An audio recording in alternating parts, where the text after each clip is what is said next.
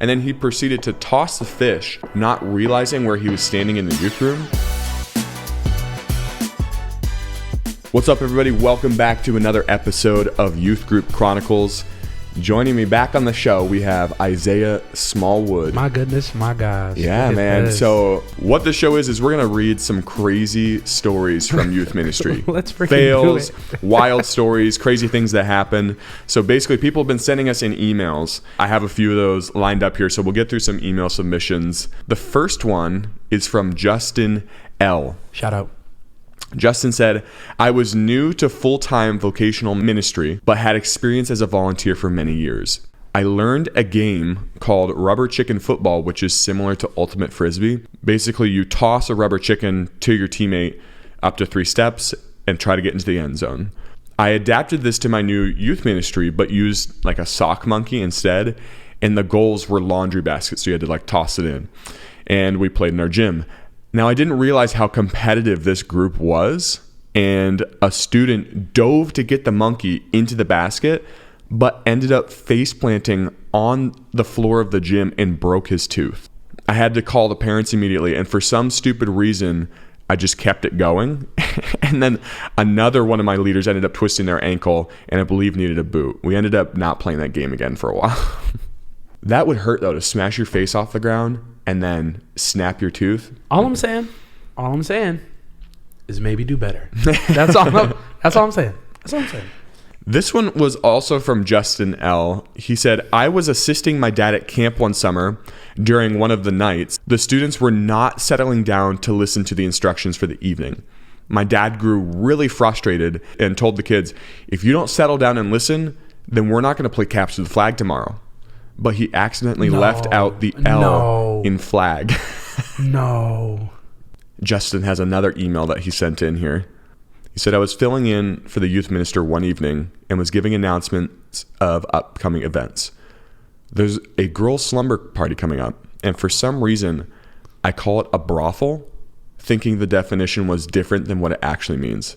Oh my and the guy gosh. Okay, but did they know? Because I don't know. feel like I didn't know, would have so to do research. I would have been just like, oh, You know what I okay, mean? brothel, yeah. A brothel. Everyone would have started saying around the youth group, You going to the brothel?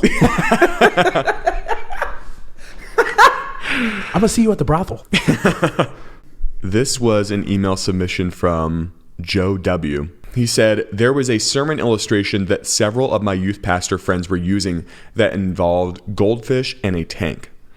The talking point was that fish need water like your friends need Jesus. Wow. So as you're speaking, you would grab one of the goldfish in your hand during this example, and as the anxiety level of the students would rise because the fish was just in your hand out of water, it would reinforce the point.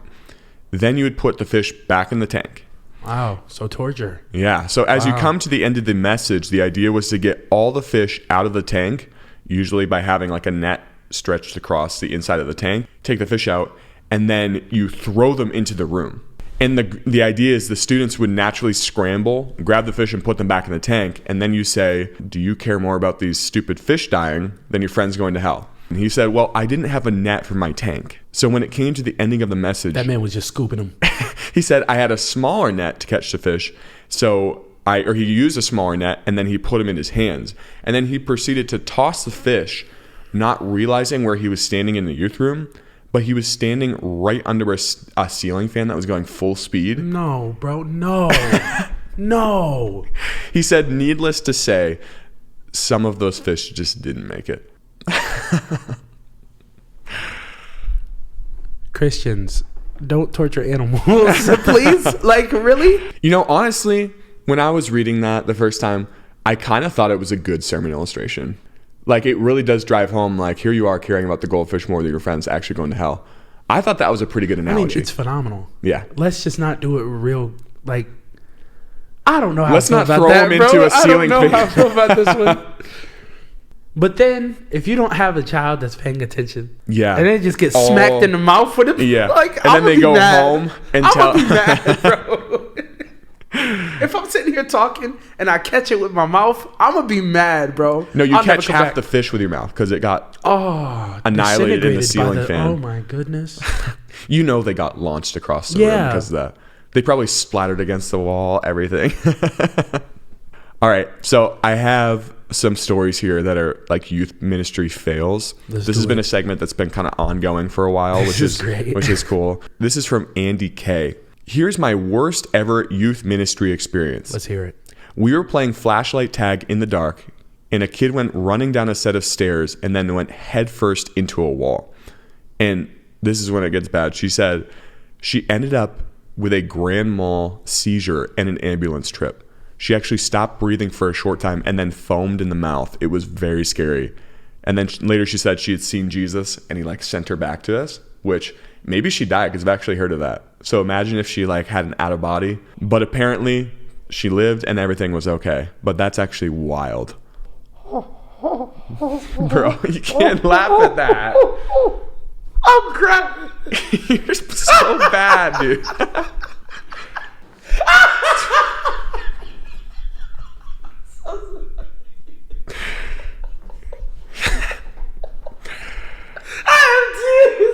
You're so bad. Everyone listening to this right now is like, how is he laughing at this story? He's so dark. I'm crying, actually. Well, praise God. Praise God for grace. He sent her back. Yes. He didn't accept her. You're so bad. He said it's not your time, baby. I gotta let you go. I'm crying. Oh my god. Please forgive me, Father. I'm sorry. All right, can we? Okay, I'm going to another story because you're losing. Brad M. He said, I had a youth group student get hit by a car after a Baltimore Orioles game. He was racing to get the church van with some of the girls. He was racing to the church van to beat some of the girls. I bet he didn't win. Stop showing off at church. Unless you're lifting some chairs. The stacking chairs. Unless you're tearing down some tables and you can carry 2 by yourself. Stop showing off. It's not worth it, man. You'll lose your life.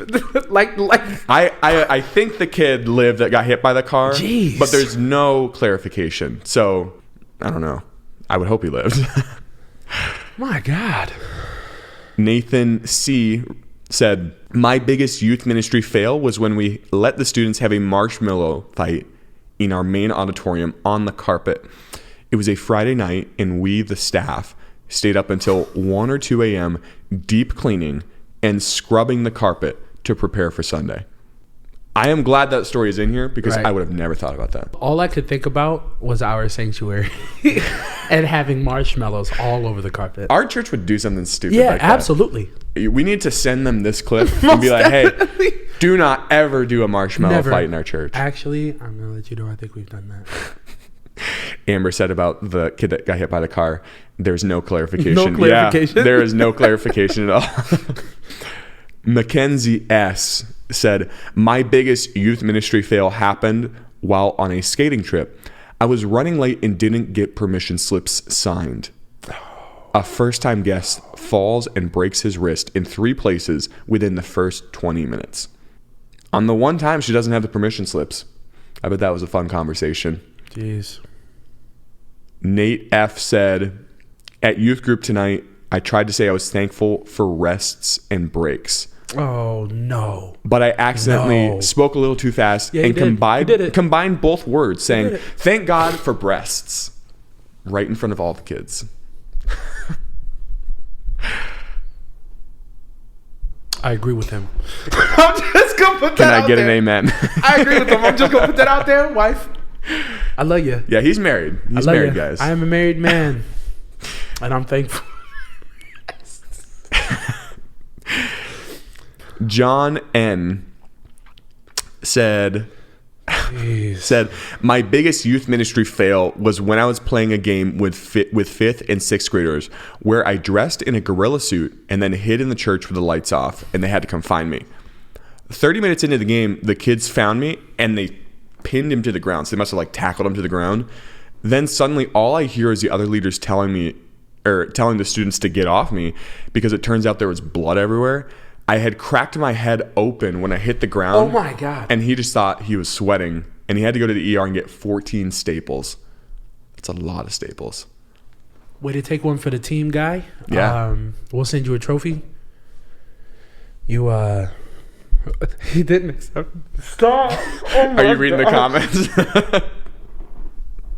Yeah. We'll send you a participation trophy. Way to take one for the team there. He took one for the team, that's for sure. He rented that costume? I don't know. I saw a picture of it. He sent it, and it was a lot of blood, so I don't think he could send it back. Right. Yeah. Katie M. said, so my biggest fail in youth ministry happened when I took our youth group from a small rural town in Virginia to a youth conference in Baltimore. Most of them had never been to a big city. After the first night at the conference, some of our youth wanted to see the inner harbor at night, so I dropped them and a couple leaders off and then tried to go find somewhere to park with the church van with about 4 other students who didn't want to walk around. Now, mind you, it's about 11 o'clock on a Friday night, and I am definitely not in a great area of town. In Baltimore of all places. So I pulled over and I was looking at my GPS and I hear a knock on my window and I look over to see a prostitute leaning into the window right before I see flashing cop lights behind our car and the whoop of a police siren behind us. And all I can imagine is the local small town newspaper headlining, a local pastor is arrested for soliciting a prostitute. So as this lady books it off down the street, the cop comes to my window, and as I'm freaking out, one of my boys said he had been in the back seat just waving at everybody like you do in a small town. Oh my goodness. And of course, the woman thought that was an invitation. Because it is. Yeah. The cop thought it was the funniest thing he had ever heard a kid with a thick Southern accent say, and told him, look, just don't wave at anyone you know or you don't know in a big city. The kid said he thought prostitutes were only in the movies and that they weren't a real thing. And it led to quite a few conversations ended up being a pretty funny story later. We had to implement an all hands stay below the windows policy. Definitely culture shock for the kids. Guys, keep your hands at your side. Okay? I bet they tape paper to the windows that says, please keep your hands at your side when traveling in a big city. All over the church van. No one knows why. There's a note at the top of the van that says, don't wave. Due to previous experiences in this van. It's a plaque. The kid's signature underneath. Don't be like him, okay? Andy Z said, my biggest youth ministry fail was when I had a grandparent drop off his grandson at youth group. I offered to show the grandparent around while the grandson went with his friends. When we went from one room to the room that his grandson was already in, we walked in on another student holding this man's grandson by the neck against a wall, trying to choke him out. Such an inviting culture. Very inviting. Yeah, very much so. I wonder if the kid was a visitor because he was showing around the grandparent like it was his first time. What if he was a youth pastor's kid or like a pastor's kid? The pastor probably wouldn't have cared because they know the kids are wild. Right. I've heard many stories of the bad things happening to the PKs and the parents just really not caring. I used to be a PK. I am a PK, I guess, right? Not used to. Someone asked, that's the end of the story? What happened to the kid? Legend has it, he's still getting held to the wall to this day. Legend? That's what legend has? Someone said, before you do this whole thing live, brother, I got to tell you have something between your teeth. That's a gap. Thank you, though. I've actually gone live on Facebook and stuff just for random things I've had people point out. Thankfully, no one can see it when I'm on a podcast, but now I get to point it out on TikTok Live.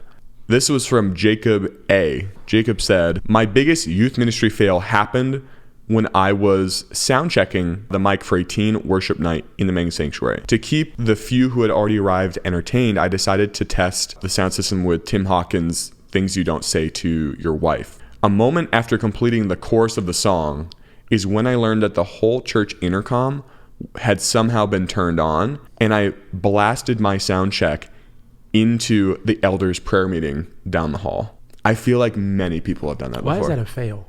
Because they were in the middle of praying and he's just singing this stupid song. What if somebody didn't know the voice of God and they thought that was God answering them? I don't know what to do about my wife, God. I really don't. And then all of a sudden it's a song. That stupid song. Maybe he was the answer to someone's prayers in that moment. That reminds me of this one time. Our church does this like conference every single year, and obviously we'd rented like a local arena. One of the ideas, do you remember this? I think you know where I'm going. One of the ideas that I had, because I'm over the production, was, it would be really cool to put some speakers like out on the street, and maybe it would attract some people in the city. And mind you, this arena is in downtown Elmira, which is a decent sized city, and it's right in the middle. And we rented a sound system to put outside, and we ran cables to it from the arena, like the actual conference itself. Yeah. We were doing a sound check, and we hooked up the sound system outside, but as things get busy, like it's the last thing you think about. Yeah. We ended up blasting, like full blast. It was either our sound check or like maybe a rapper we had come in, maybe like Social Club or Derek Minor or something. Their whole sound check got blasted to the town of Elmira, and we had code enforcement come say, "You got to shut that off. What is this?" Because it was just like a jumbled mess. And I was like, oh shoot, that was on this whole time. And my bright idea died as quickly as it started. But that was the last time we ever did that. See? People will think it's the voice of God. Literally. That's amazing. Yeah. That's amazing. Amber said we had a similar situation in our church. It terrified the kids because they were thinking it was the voice of God. So it does happen. I'm telling you, bro. I know from experience. You know from experience. Yeah. That's funny. Well, I appreciate everyone tuning into this episode of Youth Group Chronicles. Isaiah, thanks for coming back, man. This was a lot of fun. We're going to be doing more of these, obviously. And thanks for everybody on TikTok Live. Now, if you are listening on TikTok and you are listening to the show one last time, we want to hear your stories. We do. ygchronicles@gmail.com. Send them in. We have an Instagram as well. Youth Group Chronicles. Just give it a search, and we post the highlights of all this podcast in video form, because who doesn't want to see the gap in between my teeth? I'm sure they would talk about my hair as well. Hey, your hair looks good, dude. Yeah, no, I freaking love my hair. I love it. All right, guys. Thanks for listening. We'll see you next week.